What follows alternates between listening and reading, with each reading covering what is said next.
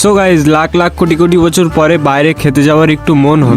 না তোমরা আবার ভেবো না যেন বড় লোকের মতো ডিনার করবো, কিন্তু যাই হোক কিছু খেতে গেলে টাকাটা আমি কোথায় পাবো আইডিয়া মনে পড়েছে। তারপরে আস্তে আস্তে শোকেসের ফ্রন্ট দরজাটা ওপেন করে দেখছি ভাই এতে যা নোংরা আছে, আমার 500 কোটি টাকার পার্টস। এতে কত কোটি টাকা আছে ভাই আমি জানি না, কিন্তু এটা আমার একটা বন্ধু গিফট করেছিল পাঁচটা। তারপরে 500 কোটি টাকার পাঁচটা একটু দেখছিলাম খুলে যে কত টাকা আছে এতে। যা বাবা আমার কপালটাই খারাপ। না কি যেন একটা দেখলাম কই গেল সে। হ্যাঁ এ তো 500 কোটি টাকা বার হলো।